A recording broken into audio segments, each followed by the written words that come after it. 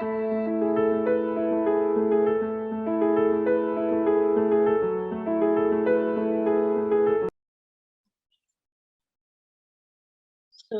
good evening, everybody, and welcome. Welcome to this lovely and interesting and exciting webinar today on financial freedom.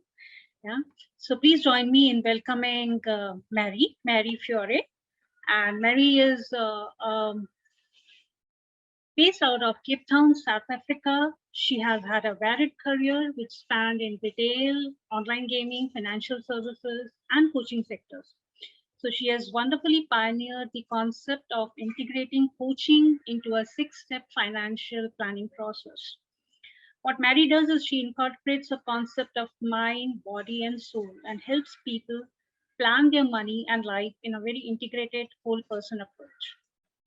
Her gift is to help people shift the way they earn and they spend their money and aligns with what feels most purposeful and meaningful to them. So Mary is also a founder of My Journey to Freedom, an authorized financial services provider. She's a co-founder of Money Talks Development Financial Coach Training School. And she's also a volunteer at the local board of directors of South African chapter of ICF. So thank you so much, Mary, for doing this for us. And I welcome you. And with this, I completely hand over to you. Yeah, all yours. Thank you very much. Thank you for the intro. Excited to be here. And yes, for those that are joining, we would love, or I would love to see your face, or if you want to turn your camera on. I find these sessions are most meaningful if we engage, if we talk, whether it's typing in the chat box or putting your microphone on and asking questions. There are quite a lot of us, so we can use the raise hand function if anyone wants to speak, and I will keep an eye. I'm going to set up my screen now so that I can see all the participants and I can see if someone has something that they want to contribute. Because I believe we learn best when we actually digest and talk about the material and make it real, not just sit in the space of theory. So I'm going to share my screen. There we go, and just arrange you all again so that I can see you and the chat. Awesome. How incredible is it to have technology that allows us to be in different corners of the world and still connect? I think it's amazing. Sorry, I'm just having some trouble here resizing something. We can see your screen, Mary, if that is the concern. Okay, great. I just want to be able to see you and what you're looking at on my screen too. So I'm just moving that. Awesome. So this topic, financial freedom, finding it, and this challenge, which I think is quite common to coaches or service and helping professionals, how to live your purpose, right? What feels meaningful to you, purposeful, fulfilling, satisfying, allows you to go to bed at night with a full heart and be financially well. And at different parts of the journey, you can feel like we have to choose between one or the other. There's this money system, and I've got to do the things that I got to do, but my heart wants to go in this other direction. My belief is that we can have both. It doesn't have to be an either or, it is an and. We can live our purpose and we can be financially free. And contrary to what financial services, advertising, media, marketing might tell you, I don't believe it's necessarily financial products that are the solution. And coming from the industries that I've worked in, it's always been service, but retail, gaming, and now most recently financial services, there's a lot of selling. There's a lot of telling people what they need to have, what they're missing out on. And yet no one stops to ask you, what do you want? And how will what I have to sell you help you get what you want? And so that's what I love about coaching, is that it creates more balance and equality in the conversations, the helping conversations, understanding your need first, or your client's need first, and then working towards a solution. So my philosophy is that your ability to create wealth, and there's two different skill sets here. There's creating wealth and there's staying wealthy. And I think we also don't often separate the two and see that there are two different skills. They're You can make a lot of money, doesn't mean that you're able to maintain that. It's not dependent on what you earn. Although we sold this idea of more, it's about our mindset. It's about the habits and choices. It's about learning to work with what we have, how to align all those things. So we're going to go on a journey today, and we're going to talk about money. And I'm curious if there's anyone brave enough to kickstart the conversation and tell us something about your money. How has your last year gone? How much do you earn? How much have you invested and saved so far? What does your money story or journey look like at this point? Anyone willing? You can type in the chat, you can raise a hand.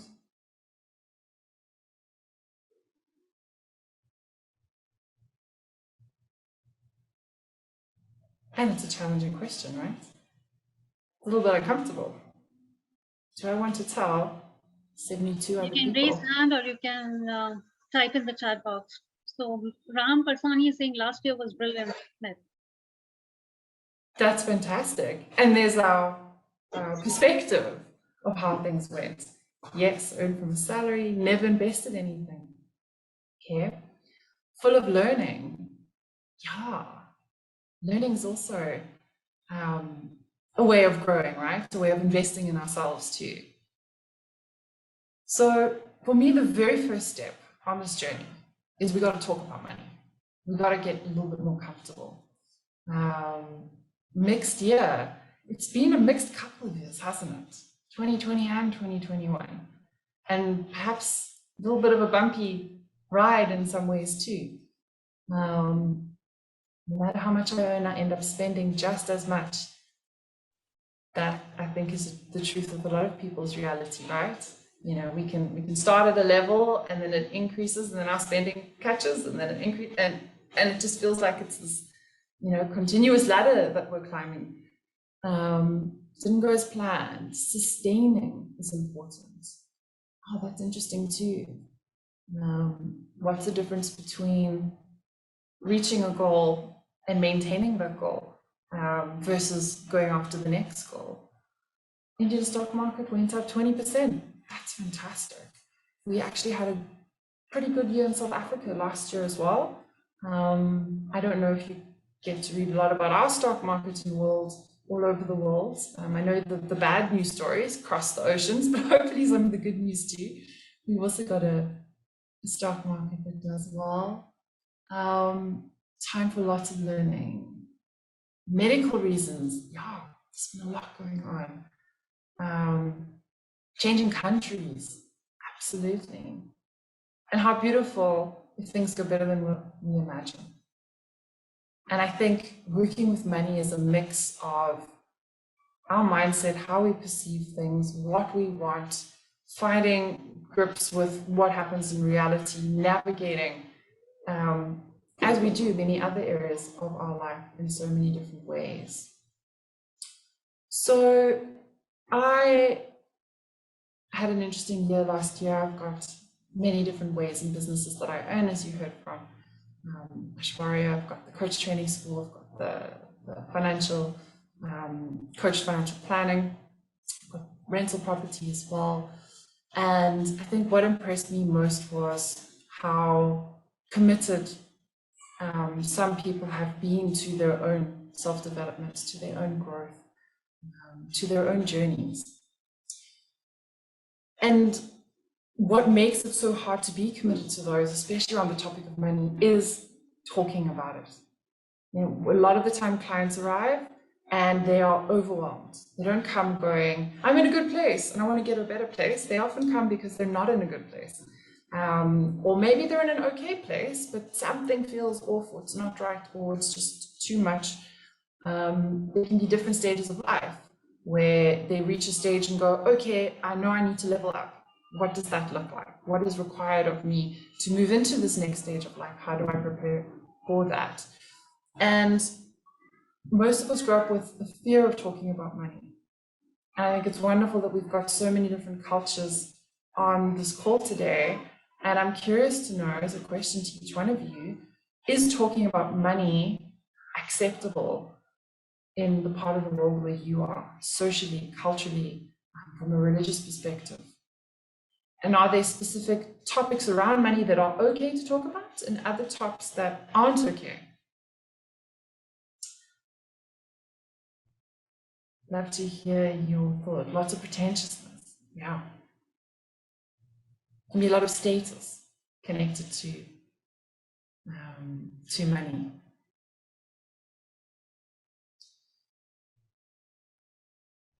So as an introspective question, because I'd like us to think about this time together in two different ways. On the first level, your own experience of money. How can you in your own life, running your own business, the business of you, work on your own relationship with money and bringing that balance between purpose and freedom and having the financial resources. And as a coach, how can you work with your clients around this topic as well? Because although you might not be a financial coach focused entirely on money, you often get clients that come with one thing and there's something about money that's attached to it.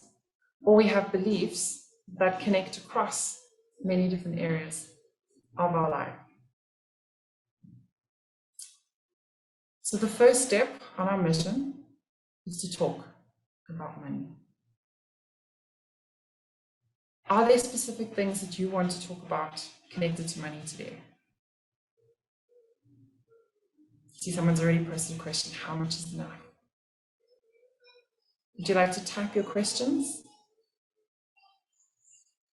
What would you like to get out of the time that we have together?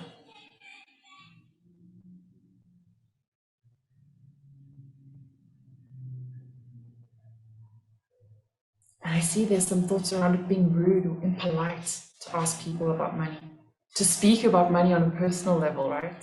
We can talk about it on a conceptual level, but when it gets personal, are we crossing societal boundaries?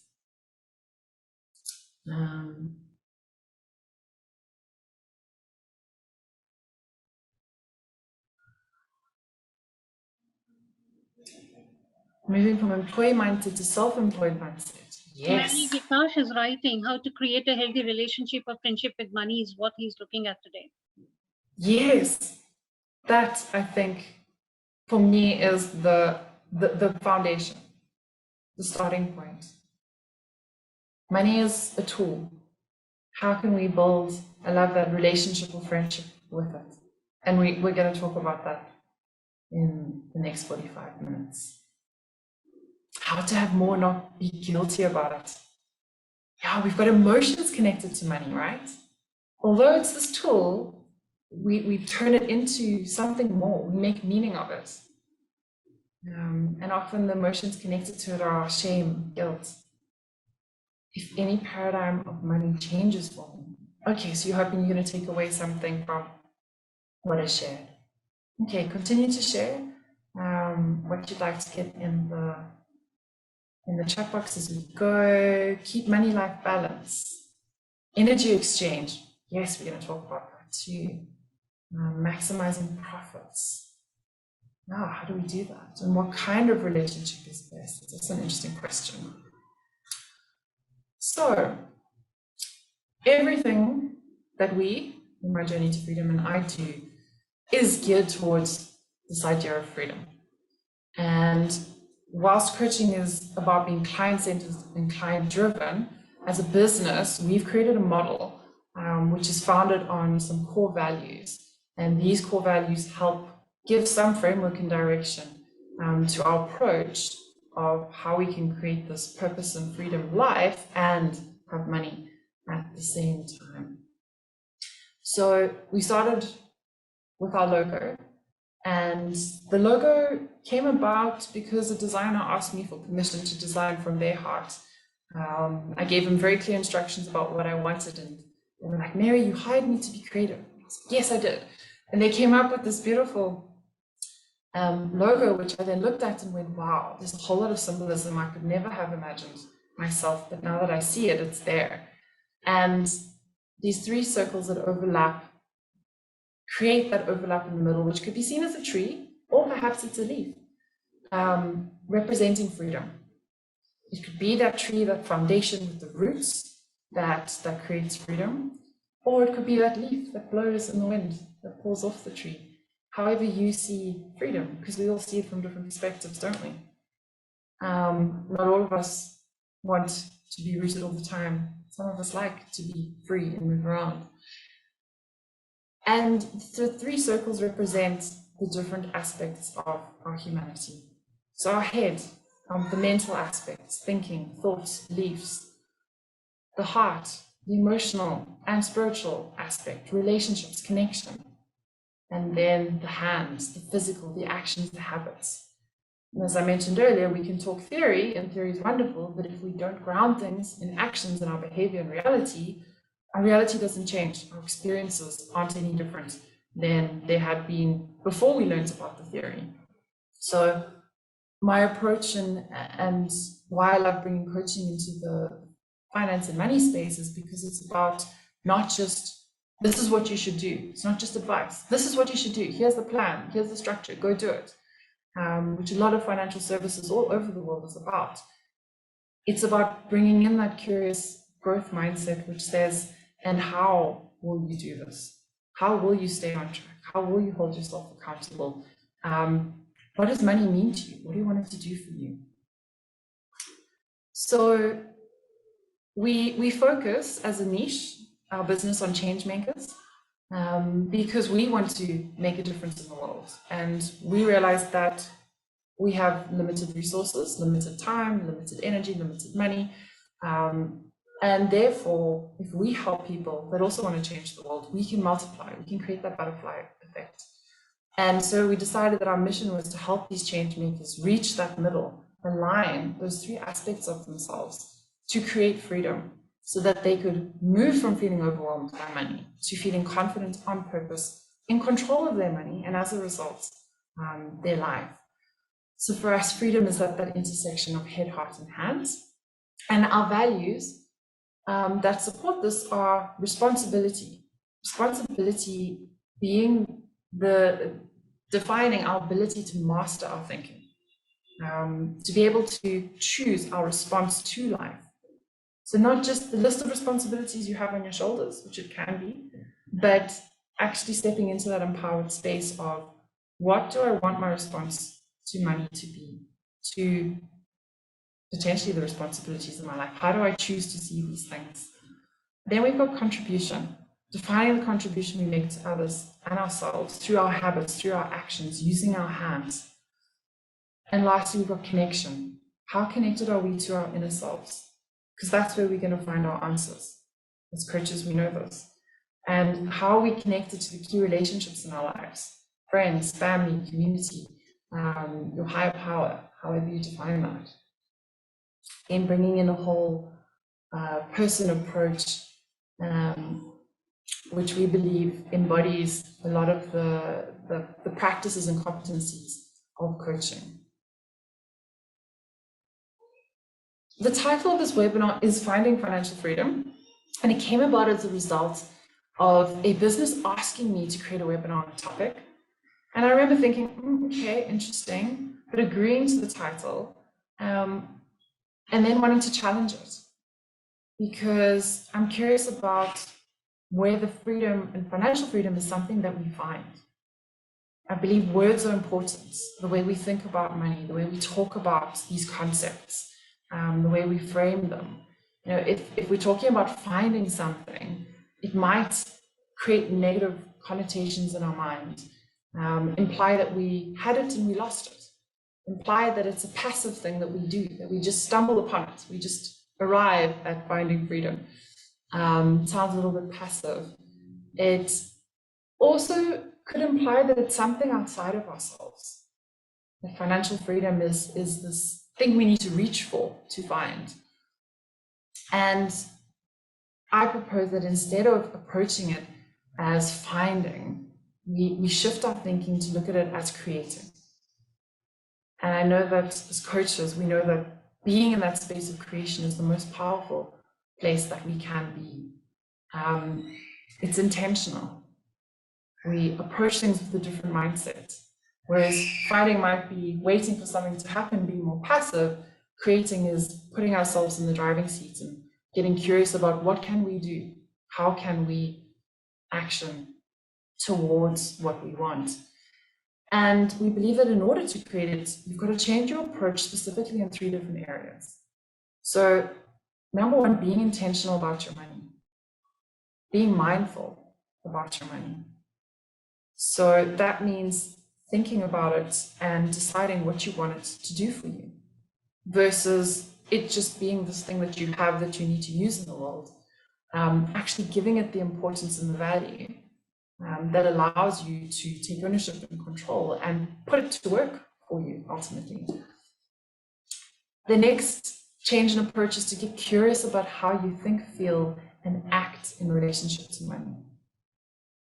You know, what do you think about it? How do you feel about it?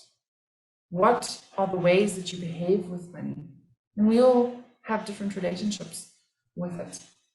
And what drives the way you think, feel, and behave with money? And then finally, using this increased awareness to take action.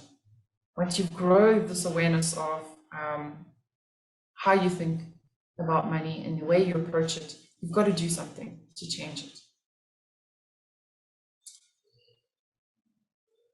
Another concept which we feel is helpful in this space speaks to the idea of goals and goal setting. What does financial freedom actually mean? What does it look like?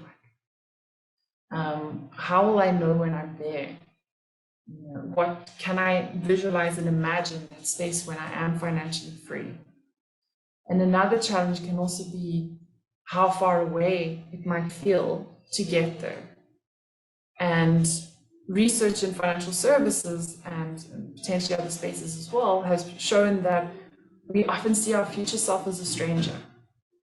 And studies have been done that when it comes to, for example, planning for retirement for our later years post-working, we imagine a different person. Therefore, it makes it harder to do the things now for that person because we feel so detached from it. And not detached or non-attached in the healthy way, but in the disconnected way. So what if we could break financial freedom down into different levels and smaller goals, smaller actions, have roadblocks and checkpoints to work towards, to make it feel like we're on the way, that we're achieving, to be able to measure our progress. Again, one of the important aspects of coaching. How will I know when I get there? So financial wellness is often the first step on the journey.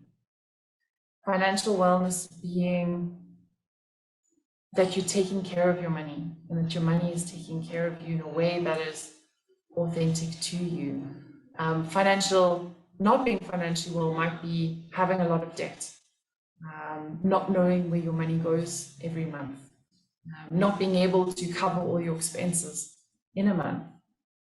Financial wellness will be that first step of taking ownership, knowing what's coming in, knowing what's going out, setting some foundational plans for what's to come in terms of your inflows and your outflows. Because you can be financially well and not financially free. Or you can be financially well and financially free. But it's not possible to be financially free if you aren't first financially well. So it gives us a first level goal to work towards. And financial wellness also speaks to alignment of the use of our money towards the things that give meaning and purpose and fulfillment to us. And that's quite a unique and individual experience, and the specific answer to what that looks like will be different for each person. Now, are you somebody who values education and learning? Therefore, allocating some of your spending towards continuous development will be really important to you. Are you someone who loves to experience different cultures and travel? And that feeds your soul. That allows you to fill your cup so that you can then come back and live your purpose. In fact, these days you can travel and work at the same time with this digital world that we live in. Family, friends, giving back to community, animals, can be so many different environments, so many different values and places, things that make us feel purposeful, intentional, satisfied. So financial wellness is not just about the numbers. It's not just about getting that profit and loss or balance sheet in order. It's also about that alignment between head, heart, and hands, who you are and what you value. And attaining or working towards financial freedom is about opportunity and choices. Having more opportunity and choices to live the kind of life we want to live, however that looks. You know, your personal lifestyle, your comforts, your daily rhythms, routines, activities, the food you eat, the clothes you wear, you know, the spaces you enjoy, but also the kind of life in terms of the work you do, giving back, connecting with other people. So when we talk, someone mentioned guilt earlier, we can ask ourselves questions about what drives that sense of guilt when it comes to money. What makes us feel that we shouldn't have money, we can't have money, we don't deserve money. Because guilt is the sort of red flag that there's something deeper.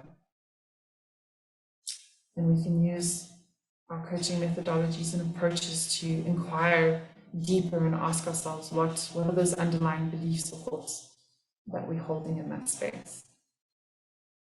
Any questions or thoughts so far about creating financial freedom, financial wellness, breaking it down into smaller steps? So you got thumbs up so far? Yeah, that's right. Feel free, yeah. So you can feel free to write any question. You can type in the chat box. You can raise your hand, and I can unmute you. Even you can unmute yourself as well. So if there's any question, please do. Yeah, at any time. And feel free to challenge as well. If you've got a different belief or perspective or point of view, or you know, you've heard different advice or thoughts, if you've got a coaching question you want to throw in, we've got the space where we can share and learn from each other. Isn't financial freedom related to insecurity? Love that question. For me, I want to break that word up into all sorts of things. Insecurity of self, so how we feel about ourselves, who we are, what we have to offer, our strengths, our gifts, our talents, our deservingness, our worthiness. And then there's the security aspect as well. We think about, you know, Maslow's hierarchy of needs, that triangle, the different levels of human needs. Physiological, biological, survival and security is our base level human need. You know, having shelter, having warmth, having food. So a first step aligned with financial wellness, almost slightly before financial wellness, can be financial security. Just getting a base level of living where my income pays for my expenses and I have what I need to survive, my needs are met. The fact that you have to work for money takes away your freedom. That is a perspective that's prevalent as well.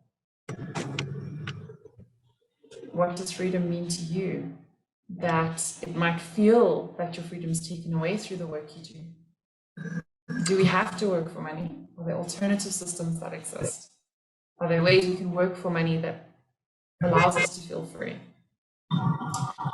Coach Deva, I hope I'm pronouncing your name correctly, and please correct me if I'm not. Have you got a question or thought to add? Yeah, I don't think there's any question.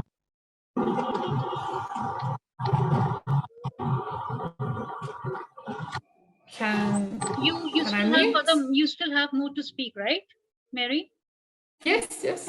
We Yeah. still got more. So Yeah, I was maybe just we checking can the go mics ahead off. and people can put in the questions later. Perfect, perfect. Okay. I'm going to mute Coach Devon just so that we don't have any feedback for everybody else.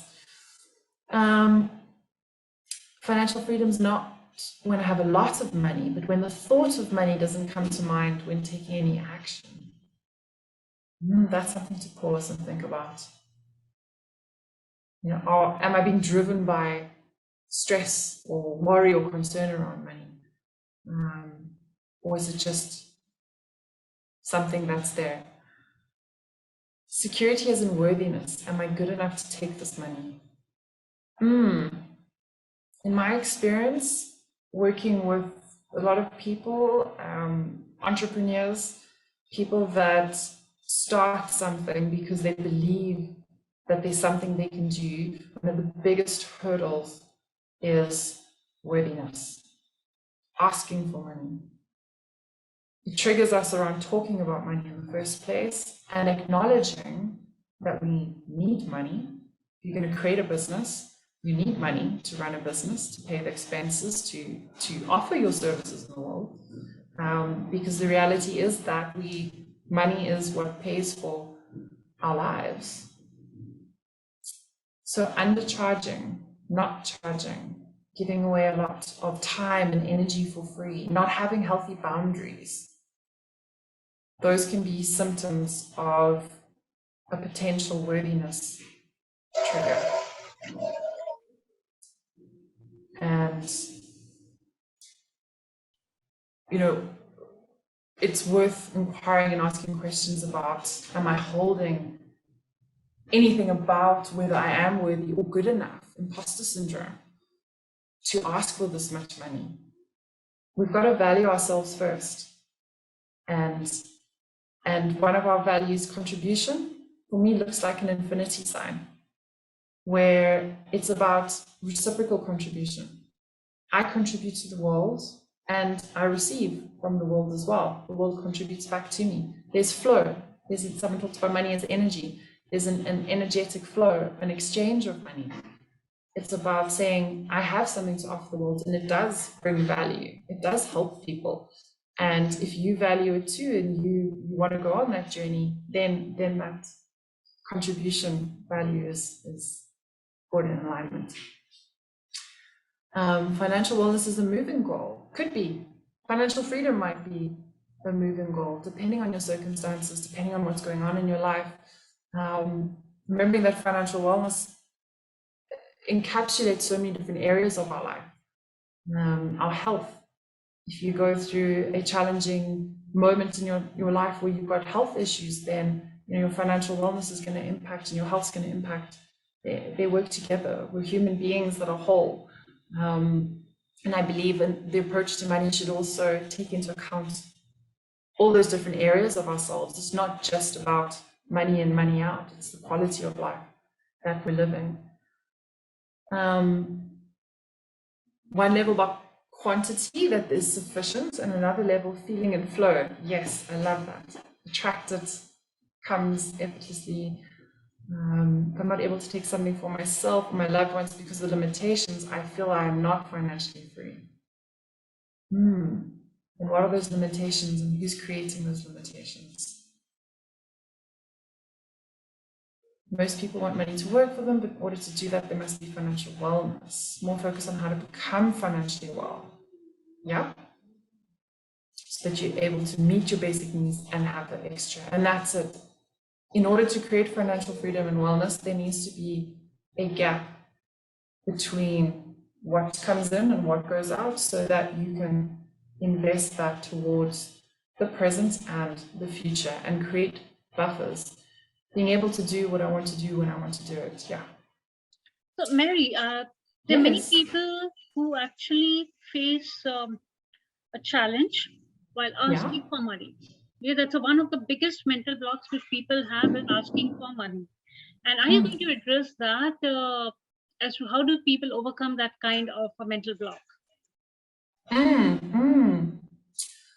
What is holding you back? So, it's very easy to say, well, you deserve it, and you know, there should be balance in asking for money, but I'd be curious about what about asking for money is hard. Well, people will have varied reasons, right? I mean, some people would be like, they've never asked anything from anybody. Some people would be like, money is not something, when somebody's asking for money, it sounds too materialistic.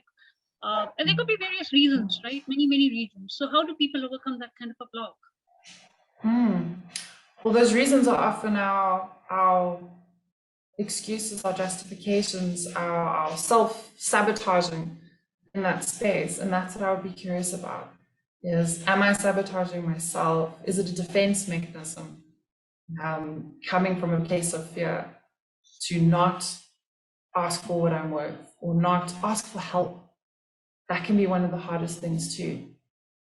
And as a philosophy, going it on our own and feeling like we need to do everything on our own and not ask for help can also prevent us in the money space from earning the money that we are worthy of receiving. One of the metaphors is about hands. If you are holding on, if your hands are closed, you don't want to ask for help, you can't receive. You need to let go. Money as an energy needs to flow, flows out, and we need to have our hands open to receive, for it to flow back, and then loosely let go again. So how do we hold ourselves rigid and stuck in our thinking and our emotions when it comes to money?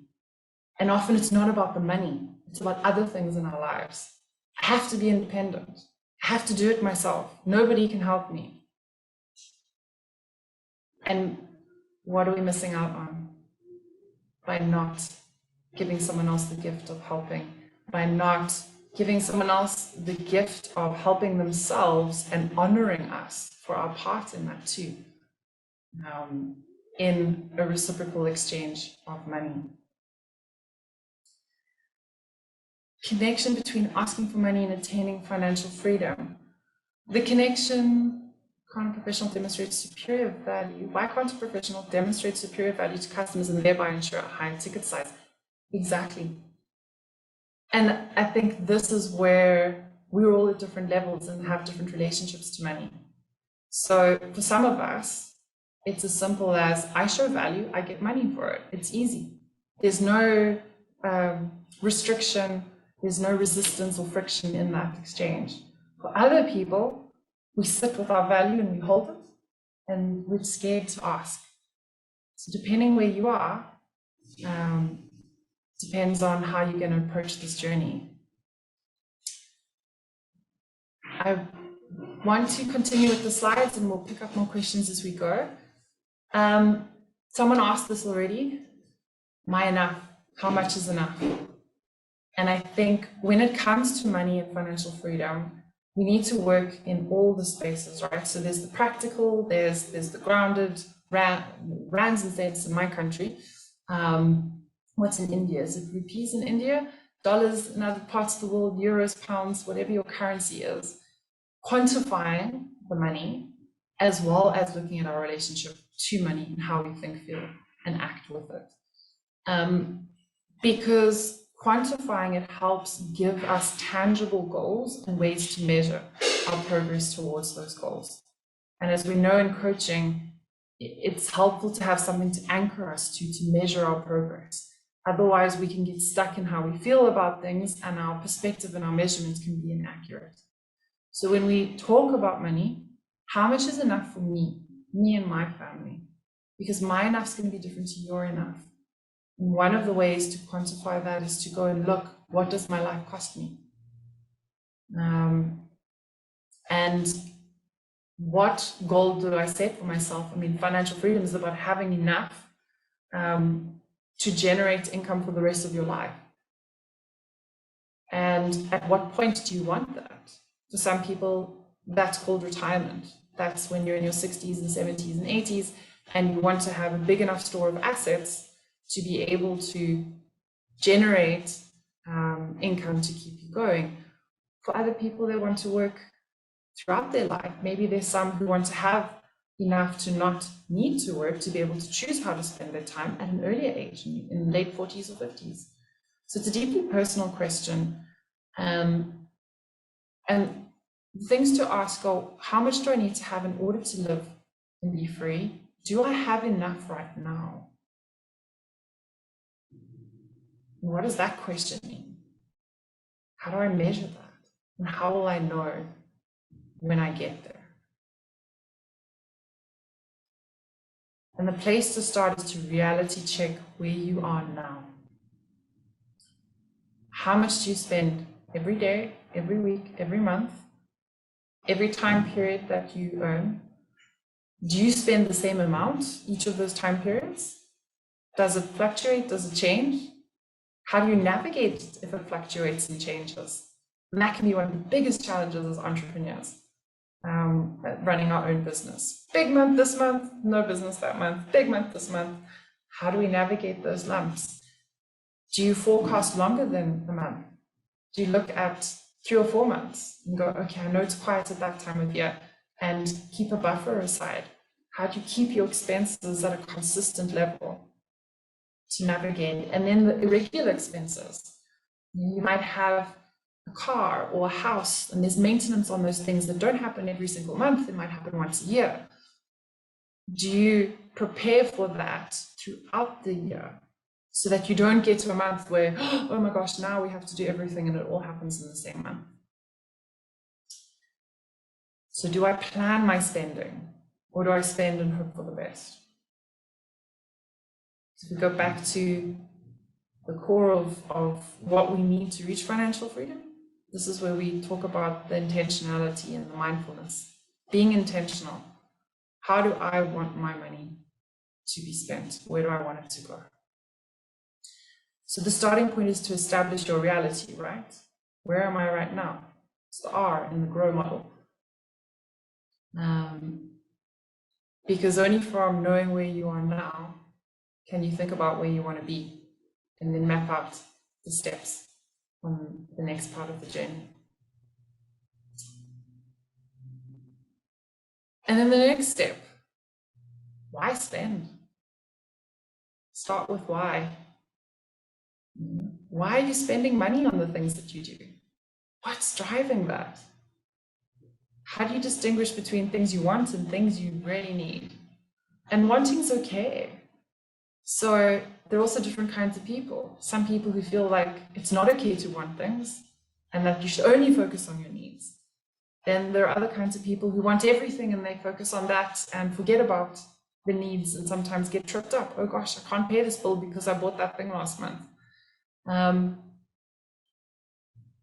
Financial freedom is about giving ourselves permission to want and enjoy life and the things that we want, and to plan, to create the resources that allow us to have those things. When I ask the question, why am I spending? Is my spending aligning with my values? Do I even know what my values are? Have I defined what's important to me? Because that's often also something that's not a conscious process that people go through. As coaches, we might have been on that journey for a while, so it's easy, we can bring it out. When working with our clients, they might still be at the beginning of that journey. Life does not cost much, lifestyle does.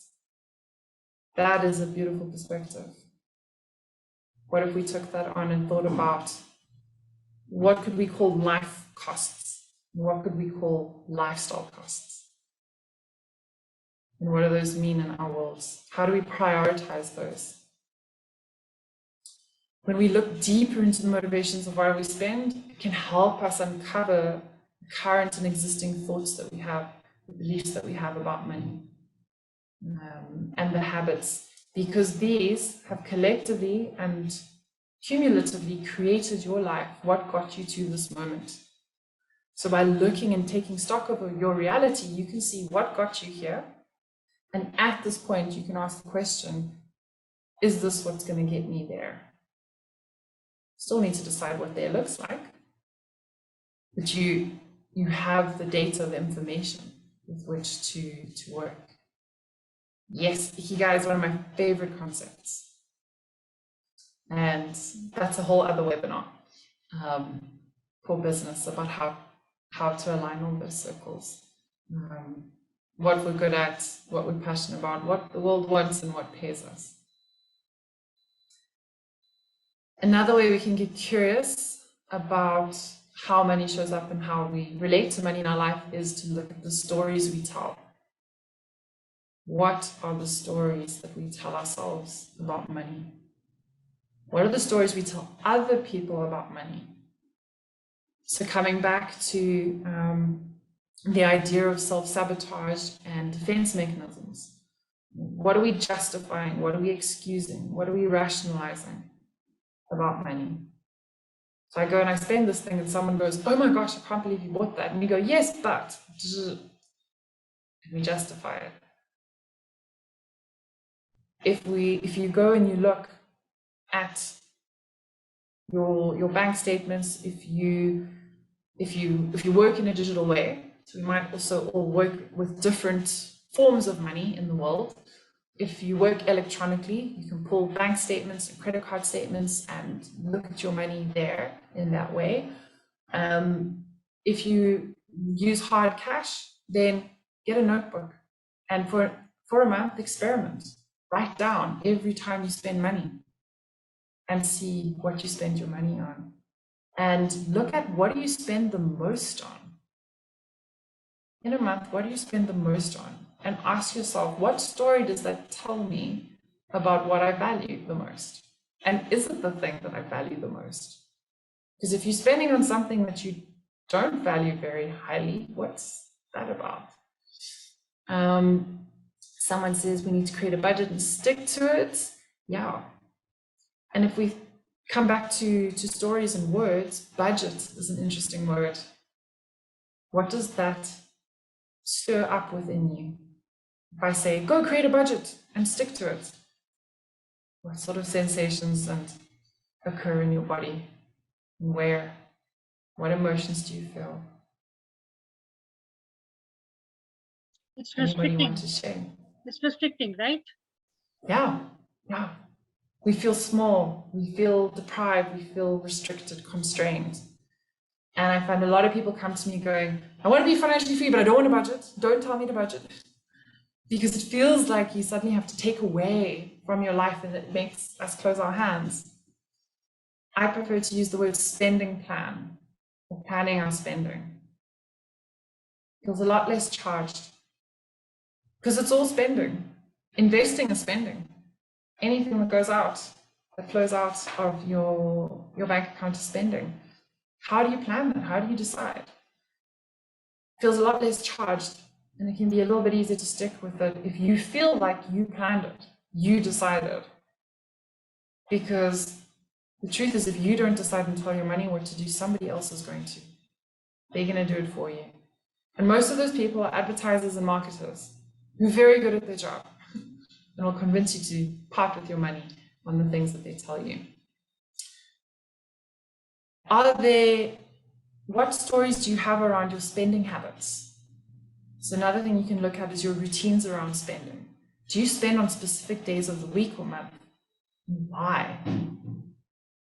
I had clients once that came to me, couple, they were recently together, they wanted to start to combine their finances, and they were put together a spending plan, and they were like, Mary, we spend 4,000 on our food in a month. And I was like, okay, cool. Go back and check your bank statements. Let's just clarify the reality. Turned out they spent 3 times more than that in a month. And they were shocked when they looked at their reality and went, oh my gosh, we don't want to spend this much on food in a month. We don't want to spend 3 times what we plan to spend. And so the question was, well, how does this happen? And we looked at their habits. And they worked in a workplace, which was like a campus. Office was upstairs, downstairs were a whole lot of shops. And every day they'd go buy a coffee and walk into the one shop, and they would get dinner and all sorts of snacks and treats on the way. And they discovered that 5 days a week they're walking through the shops as part of their habit and routine, they end up overspending. And once they noticed that, they could then ask themselves the question, what could we shift or change about this habit to help us meet the goal that we've set and how we spend our money? and they found a different way. I think they ended up making coffee at home and taking it in a flask, to A, save on buying it daily, and B, save the temptation of being in the store and spending the money. What are the stories you tell yourself about money? What are the stories your money can tell about you as well when you start to look at it? I will share the link to this video. Whoops, let's skip it, but I want to show you the picture. For time's sake, we're not going to watch it, but I will put the link in the chat for you so that you can watch it in your own time. This is a leadership video. You might have come across it at some point in your journey or your studies. And why I include it is because money is a relationship and we need to lead in the relationship with money.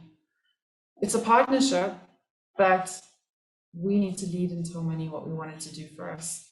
And what this video brings is the concept of above the line and below the line. So conscious and unconscious, creation, reaction. I imagine this would be familiar to a lot of you on your journey. You might have different words to talk about those different places. And I find it really helpful to ask that question in my relationship with money. Where am I? Am I above the line? Are things light, free, creative, playful? Am I curious about what's going on? Am I unattached? Or am I below the line? I'm in the story. I'm feeling like it's hard. There's resistance. There's not enough. There's a lot of energy, and often it's negative energy. And the bottom right is to remind us that our survival brain gets triggered by money, that we often go into, oh my gosh, threat state, my life is at stake. And it's about reminding ourselves that this can happen, that it's normal, that it's human. And that if we come back to the responsibility value, how can we bring ourselves back to a state of being able to choose our response? So again, grow that self-awareness so that we can grow and nurture our relationship to money in the way that we think about it and the actions that we take. Okay, to take a watch afterwards, I think it's about 6 minutes long. We already talked about the why and what for. So you do your reality check.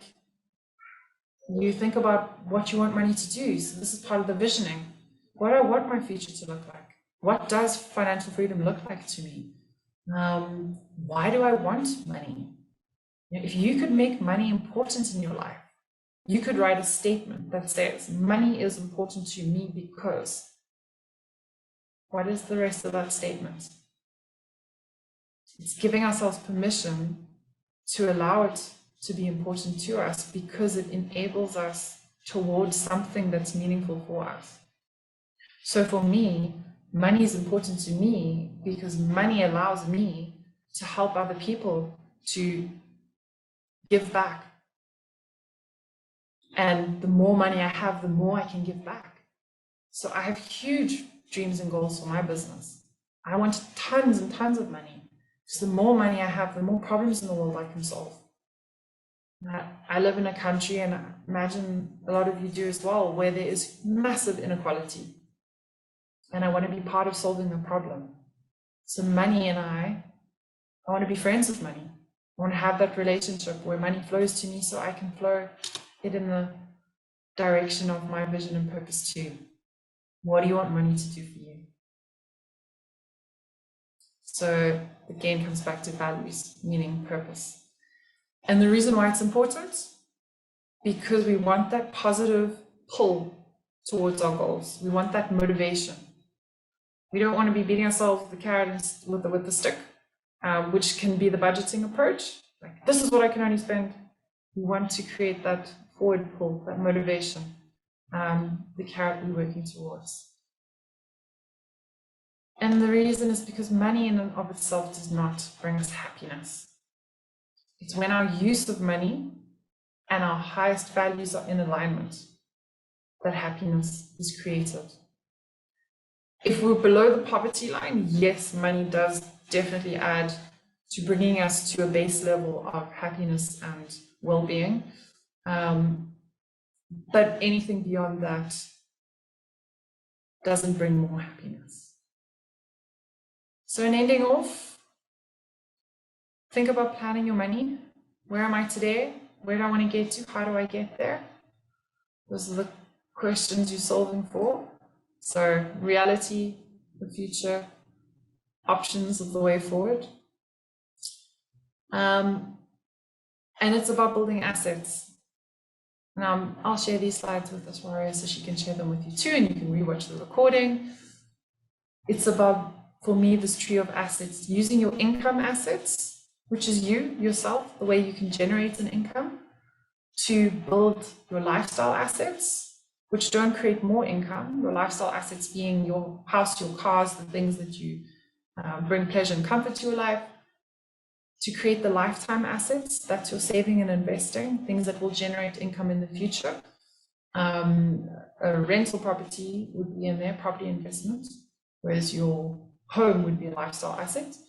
And then legacy assets, the things you leave behind. Is that a business legacy? Is that, towards your children, your grandchildren, other things that are important in your life? So telling our money how we want to direct it along those green arrows and minimizing the liabilities and the spending, the red arrows, the things that take away from outflows. Because financial freedom is not about the money. It's about the choices you have that are enabled by money. And that's as a result of the choices you made about your money, what got you here.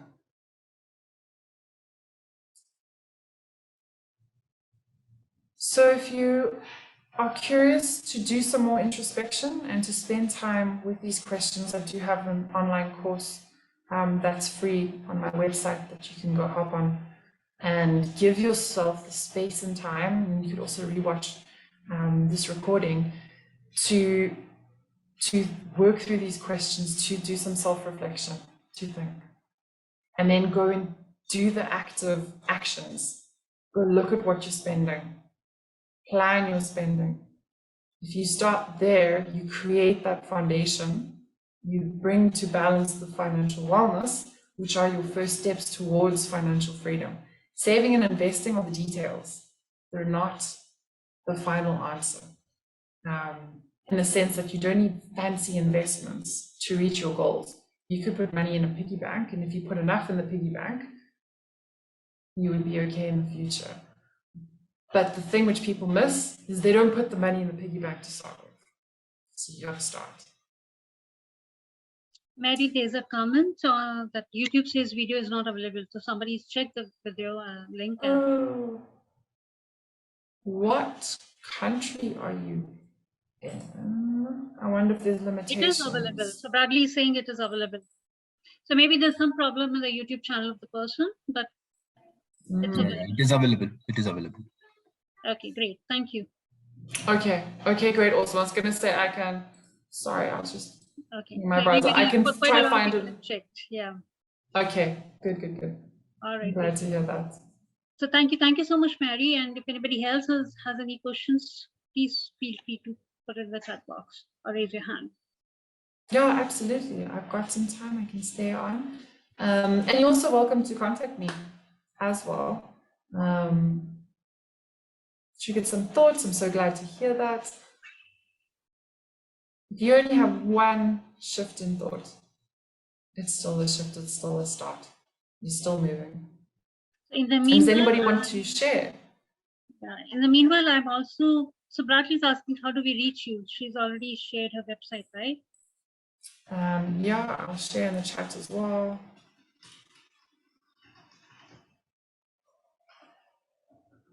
Yep.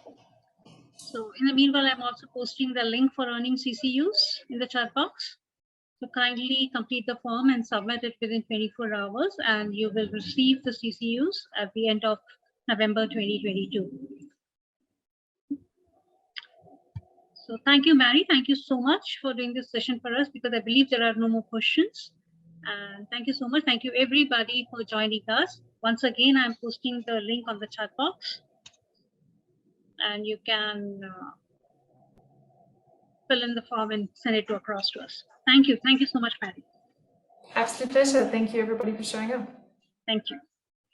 So have a good day, and everybody else, goodbye.